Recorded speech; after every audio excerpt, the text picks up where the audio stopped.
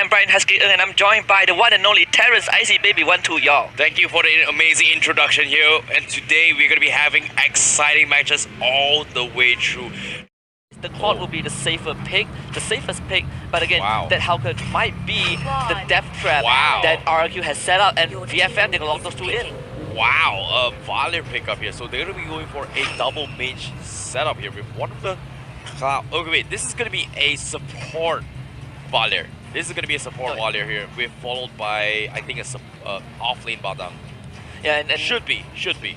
I like the Granger pick for RRQ as well. I was thinking maybe for VFM you need someone, some marksman who has a mobility, either the Cloud, either the carry, but they feel more confident with the Cloud simply because it's slightly safer, unlike the carry, which you kind of need time to come online, and other than that it's easier to kind of get picked off. So VFM going the safer route, and that means RRQ, they can be very bold. They already had the Hauke, they already went. That's just in theory crafting here, but let's take a look at how they're going to be playing here, because I might be proven wrong coming from the enemy teams here. But ladies and gentlemen here, this is game number 1 here in the second series for today's matchup in Group A's group stages here. VEC Fantasy Main on the blue side, and of course RRQ will be on the red side here. Yeah, and VFM, they have a big task to do. They need to upset RRQ to make sure that RRQ doesn't just simply lock in that playoff spot and of course gain themselves some point. But of course RRQ, with that strong start, they have warmed up. This is VFM's first game, and from the draft, from the get-go, it felt like RRQ slightly outdrafted them. Not necessarily here. It's all about execution here. But in this case, let's take a look how they're going to be playing this. They've been taking a little bit of damage here. However, they're pretty much half HP here from side RRQ. So going to be contesting the gold buff for themselves here. But seeing how they wooden mask here, we see double wooden mask coming from RRQ. Same goes for VEC Fantasy Main. So nothing too much out of ordinary. But well, they're going to be respecting each other's territory. Nothing too much of an aggressive plays coming in from both these teams. Yeah, and immediately VFM decides, let's put Harry bot, let's send the Cloud in. This guy needs the resources, we need to make space for him, and the best way is to give him that solo lane. Give him that extra experience, give him that buff, whatever that we can to funnel to get this Cloud online as soon as possible, because VFM, they are playing against the ticking time bomb, and RRQ, you are just waiting for this Hauke to hit level 4, and then he'll start striking.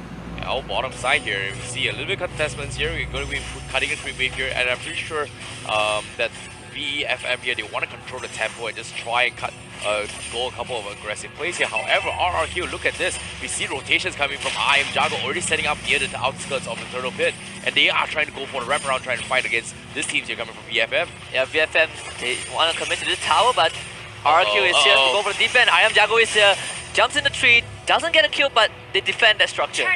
Nice disengagement here coming from VFM. They tried to go for a commitment here, but RRQ managed to stop them in the track, which is really nice. Salmon Frost was kind of baited out as well. This is going to buy a little bit of time here for RRQ to get up those farms here, especially from the side of IamJago. But hold that thought for now. Brawly, will he get scouted out? He might be in some trouble, but he's going to be fine. Yeah, and the rest of RRQ, they are coming, like you mentioned, they're setting up the turtle. They stall out that tower for a bit longer, and now VFM, they managed to get a tower, they're committing to the turtle, but guess what, RRQ, the strike, the lights gets turned off, and immediately they're gonna pounce in, try to go to the first build. Lucky will be taken out, the value out of the picture, but High will be able to beat that front line for now. It's a 1-for-1 so far, but RRQ seems like they've isolated High, and High has nowhere to go. Double kill for the Hauke, and RRQ, they wanna go for more. They smell blood in the air. T-Max has to jump away. VFM, they concede 2 kills, and they will concede the turtle as well. Nicely done here coming from RRQ, and it's not over yet here because T-Max is going to get dived out. He's got no Hurricane Dance, and he will get bursted down, unfortunately here. And Teeny is trying to go for a big wombo combo here, but let's take a look at the replays here, because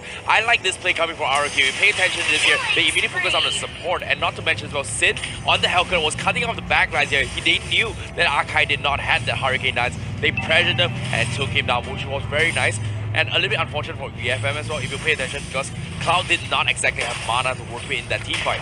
Yeah, and the best part was the moment Sin saw that opportunity, he didn't just get the first blood. After that first blood, he jumped right to the back line. Like you mentioned, he got the AoE silence off. No, this is the problem with Cloud, right? You need to buy time, but all this early fight is just going to stop him when this Hauke is so huge. RRQ, 4 kills in a row, gets the turtle and gets the tier 1. Sin's just gonna get away. Teeny is 3 levels behind. There's no way you're catching this Hauke anytime soon. Yeah, saving up the...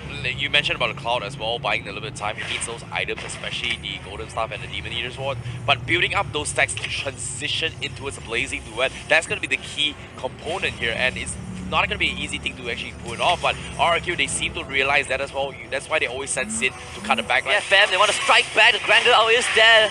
That is Sonata, but not able to help out his teammate. They will lose one to VFM.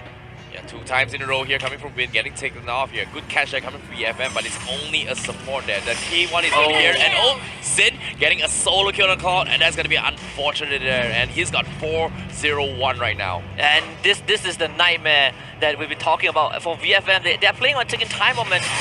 This 4-0 on Sin has just accelerated that critical mass period. VFM, they need to somehow buy more time, and we keep repeating they have to buy time, they have to make space, but space is being constricted because RRQ are getting all these objectives across the map. Yeah, I agree. And Sin as well, because he went for the high and dry as emblem, right? As alone himself, this Helker is going to be able to take down any hero from the side of VFM, especially if they are alone here. That's exactly how the Cloud died. But now, once again, the turtle will be secured from the side of RRQ. This time, Iojago wants to pick a fight here. They're going to try and lead the charge with this Esmeralda. Will they actually catch any members from the side of VFM? But VFM, they're playing on the retreat here. They're losing the economy at least 4k deficit here, coming from VFM and RRQ. And just perfect game sense from RRQ. Sin, he saw VFM pull off a collapse in the middle lane, realizes, okay, the front line, they are all gone from the side, from the blue side. Claude is definitely isolated. Let me just go and pick him up. And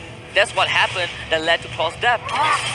Now it's going to be RRQ again gaining the lead. They're going to extend this goalie as much as they can. They're not in a rush. They already hit that critical mass earlier than expected. Now Hylos going to get the pull as well. Lucky, not so lucky this time. Hylos will be the one taking that out.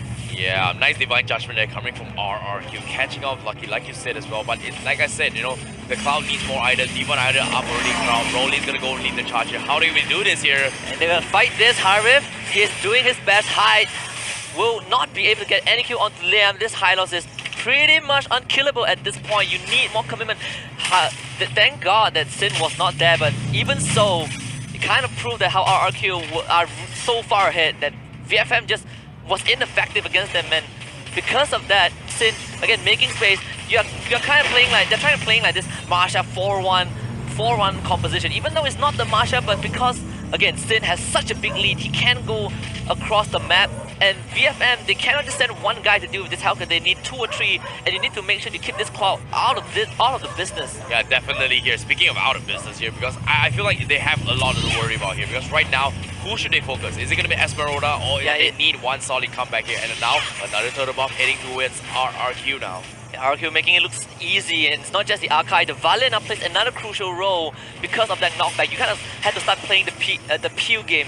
The Cloud cannot just jump in with that ultimate and start spinning and hope to get a kill. That is not going to work against RRQ simply because of the imminent threat of Helker. So he's going to constantly search for this Cloud, constantly search for this Broly, and again, they are not in a rush. We're 7 minutes in. RRQ, they're taking it slow. Wait for the Lord to come back, then that is where RRQ will pull off the next push, the next big strike.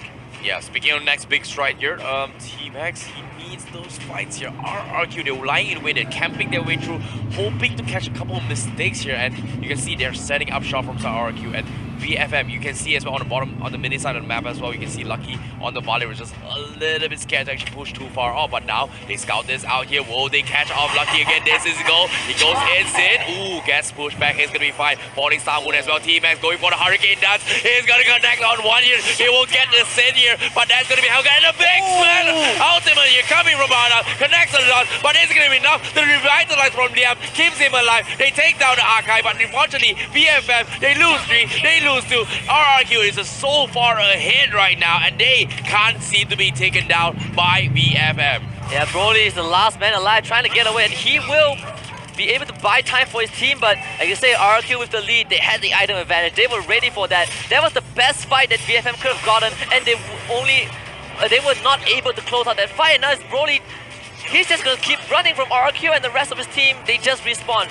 Yeah, he has to buy a little bit of time here because Broly, he needs more items. He want to hit so much damage. You saw the Blazing Duet. He did almost nothing here, but a clutch revitalized from Liam here on that Hylos was the one that set the tempo for the team. Blazing Duet getting forced out. Iron Jungle getting baited for the falling star here. But Broly is trying to buy a little bit of time here from VFM, but unfortunately, he gets taken down. What were you thinking? Nice juke there, but bottom of his face for bottom side here for the Badang. to actually get some farm from the side of VFM. Yeah, that was the best case scenario for VFM. From that team fight onwards, everything fell into place, but you say the critical revitalized save RRQ in that fight, and they managed to get 4 in return. Broly, great mechanical display, but just the deficit alone allow RRQ to not be afraid of him. You can see Esmeralda, I am Jago, just, wow, you want to shoot me? I'm just gonna let you shoot me and I'll finish you off. Sin was on the way as well, so there's no way that Broly can get out of that. But the time bot, not really sure if this is enough for VFM, because we're looking at a 10k goal lead for exactly. RRQ. It's not going to be enough here, because right now RRQ, they are in at least 1 or 2 core, 1.5 core items here for all of these players, especially every single hero from side RRQ. And I'm not so sure how VFM is going to be able to punish this here. They need to get a nice pick-off again, and taking Sin was going to be a great target for them. Same goes for I Am Jago, but can they take it? Do they have enough damage to take them down? That's going to be a question here, because now they have like mages, they have a lot of lockdowns here. Harif needs to carve up online, and they need the counter as well. And they get the pull. Very low. Ooh! Instant pull, killing off the Violet. That is the Lord. RRQ, they did this exact same trick against EVOS just now in that second game, where this Kaja is literally ripping the enemies apart. Vin was on point with all those ultimates, Divine Judgment on the right target, and because of that, without the Violet, you lost that one member, that one extra member that can help you peel, that can help keep this marksman alive. With Lord now summoned, VFM, they have to hold this 4v5. Yeah, very nicely done here, and now the Lord is going to be knocking, appearing from the top side of the lane here, and RRQ, they're just going to gatekeep the guys from VFM. They do not want to give them any sort of buffs here. They're going to try to steal the buffs as well. You can see even Tuturu stealing the top buff from the side of VFM, and the itemization-wise, Golden Staff is pretty much out of Cloud and Madang as well. How do you fight this though? Yeah, 12k goal lead for RRQ, the biggest goal lead that we've seen so far amassed by a team, and even though this is just the first day impressive performance from the Indonesian squad, and go for that first inhibitor. It's going to be VFM trying to make something happen. There go T-Max goes in for the Hurricane Dash. He does get 4 targets, but the damage isn't enough. Harif will find one. They force RRQ to retreat, but the Lord is already in the base. Vin managing to get that top inhibitor. VFM, they stall this out for now, but the damage is done by RRQ.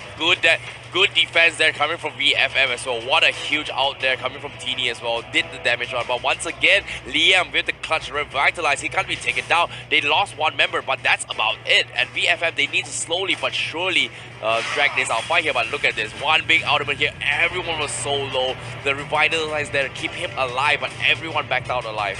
Yeah, T-Max needed that Hurricane Dash, and he got it perfect onto Vin, the Kaja. That hero could have been the Vin could have been the guy to end it off of VFM. So VFM bought themselves some more time to stay alive in game 1, but the odds are still stacked against them. Yeah, definitely here, but like you said as well, Lord knocked down. They lost 1 tier 3s up top here, but VFM, if they drag this ultra late game here, the Padang and Cloud is gonna come up online. As compared to Granger, it doesn't really do as much as compared to what one Cloud and Balda is going to be offering in terms of overall damage output to the ultra late game. And Tuturu, they know they want to end this game here. They're going to go force out another BOD, but look at this, the fight. And this is what VFC want to do. You're starting to see this Cloud being a bit more efficient. If you put aside the mistake from T-Max that who try to contest the dragon, the turtle without that Hurricane Dance, it is all, they are still on his tails.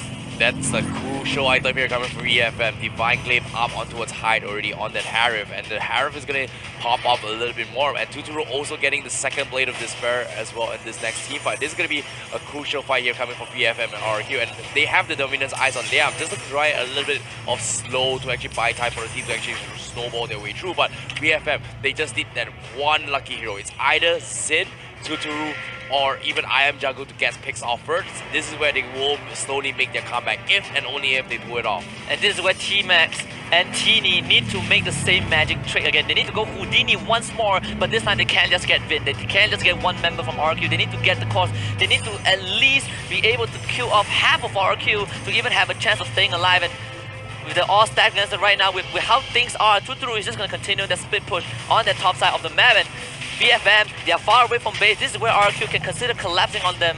But luckily, Sin is not around just yet. Oh, they have him onto Arm Liam. They're not afraid here, but unfortunately, the buff actually gets stolen. Oh no.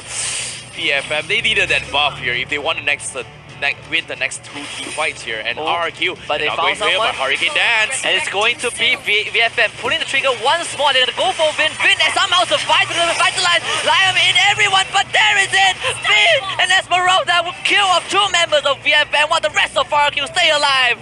They find the fight that they need, and guess what? This is the second Lord for RRQ. Oh, nicely done there from RRQ. Great attempt there with the Hurricane Dance, but unfortunately, it was just too hard to fight here. The Helker is just too great to go. Divine Judgment on Sprite win here, but he doesn't care. He's got an Immortal. He can tank the tower. Why not? Worth it here. Tuturu gonna poke the tier 3s, and slowly but surely, they take the Lord as well on RRQ. They're thinking about closing the game, but Tuturu, Wow! The Death Sonata from Tuturu. Here comes Iron Jago. He wants more. Tier 3s are down. Another one in the middle. VFM. How will they defend this? Lucky and Teeny still alive, but the Crystal is gonna be game. RRQ takes game number 1 in this second series. Yeah, you give them a step, they will take it 10 miles. And RRQ, all they needed was that one crucial fight. We talk about VFM, they got some good engage, but it was all because of the deficit that they suffered early on, that they were never able to win those fights. If we even out the goal score, maybe VFM would have taken